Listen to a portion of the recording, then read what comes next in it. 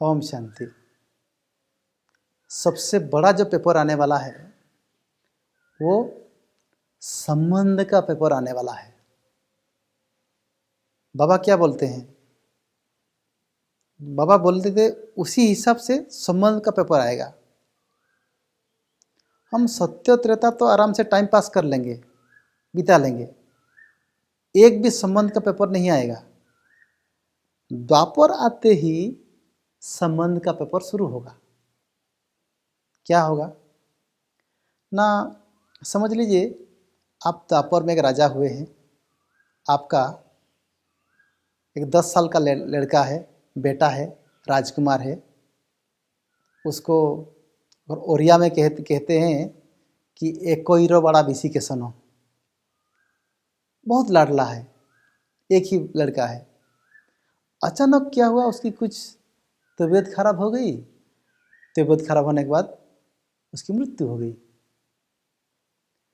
तो मृत्यु तो हो गई, किस कारण से? लेकिन बीमारी से मृत्यु हो गई। आपको मैं पूछूंगा, लेकिन उसको इतना दुख हो रहा है ना, इतना डूबा हुआ दुख में, दुख से वो निकल नहीं पा रहा है। तो मैं अगर पूछूंगा आप सबको क्यों शरीर छोड़ दिया ना, उसका हिसाब किताब था 10 साल का, आयु इतनी थी, लेकिन आपको दुख इतना क्यों हो रहा है, दुख से निकल नहीं पा रहे? तो कहेंगे मोह था, अटैचमेंट था। लेकिन 1987 के एक अव्यक्त मुरली में बाबा ने कहा है क्यों शरीर छोड़ दिया, क्योंकि आपको दुख क्यों हो रहा है? बाबा ने उसमें कहा है क्योंकि आपने संगम युग में भगवान को बच्चा नहीं बनाया है। जिस संबंध की कमी अभी भगवान से करेंगे, उस संबंध की, उसी संबंध की आधार से, संबंध के आधार से द्वापर और कलियुग में आपको दुख झेलना पड़ेगा। भगवान इसीलिए ऑफर कर रहे हैं, हर दिन के लिए अलग अलग संबंध ऑफर कर रहे हैं। मेरे से ये संबंध अनुभव करो, नहीं किया तो उसी संबंध के आधार से ही द्वापर और कलियुग में आपको दुख मिलेगा, झेलना पड़ेगा। इसलिए हर दिन के लिए अलग अलग संबंध मुकर्रर किया गया है। संडे साजन के रूप में अनुभव करो, मंडे पिता के रूप में अनुभव करो, ट्यूसडे टीचर के रूप में अनुभव करो, वेडनेसडे साथी के रूप में अनुभव करो, थर्सडे सदगुरु के रूप में अनुभव करो, फ्राइडे माता के रूप में, सैटरडे पुत्र के रूप में। और एक संबंध चाहिए धर्मराज वाला। अंतिम समय में बाबा धर्मराज तो बनेगा ना। तो ये हमने तो बोल दिया, आपको याद रहेगा या भूल जाएंगे? लेकिन नहीं भूलने के लिए क्या किया है, हमने एक गाना बना दिया है, सर्व संबंध के ऊपर एक गाना बना दिया है। और गाना सुन लेंगे तो आपको वह चीज़ याद आ जाएगा। उसका लिंक भी मैं डिस्क्रिप्शन में दे दूंगा। हर दिन कैसे कैसे कौन सा रिलेशन अनुभव करेंगे, करना चाहते हैं। तो इसमें आज हम एक रिलेशन का करेंगे, एक का भगवान। ठीक है, अलग अलग संबंध का मैं एक एक संबंध का डेली अलग अलग करके बताऊंगा बाद में। लेकिन आज पहला संबंध करते हैं भगवान को पुत्र, बेटा। तो क्या भगवान को आपने बेटा बनाया, मुख में बेटा बोल दिया तो हो जाएगा? लौकिक में अगर आपका बेटा जिस दिन से जन्म होता है उसकी तबीयत खराब होती है तो रात को आपको नींद नहीं आती है। कितनी पालना करते हैं, खिलाते पिलाते हैं, उसके बचपन से सब कुछ, माना कितनी पालना देकर उसको बड़ा किया है बेटे को। अगर आप मार्केट में जाएंगे सब्जी खरीदने के लिए, उस बेटे को जो जो कुछ पसंद था, उस पसंद वाला चीज़ ही आपके उधर ही आपकी नज़र जाएगी। क्यों ना मेरे बेटे को पसंद है। उसको लेके आएंगे, आने के बाद उसको तैयार करके उसको खिलाएंगे।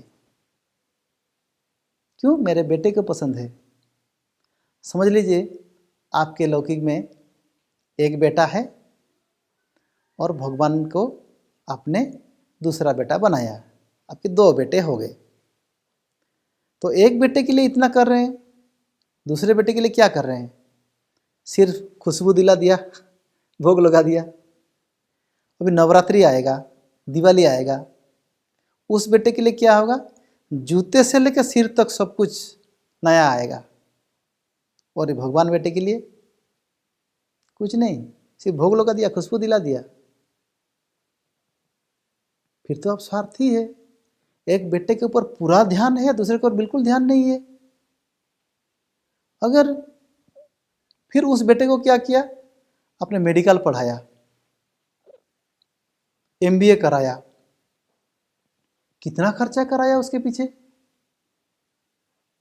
इतना लाखों रुपया करोड़ों रुपया खर्चा किया। और इस बेटे को कुछ भी खर्चा नहीं किया, इसको अनपढ़ रख दिया। उस बेटे को अगर ध्यान से इतना खर्चा कराया उसके पीछे, इस बेटे के लिए भी पालना कैसा होगा? पालना तो तभी होगा ना, तभी होगा जो उसको उस बेटे समान समान पालना दीजिए।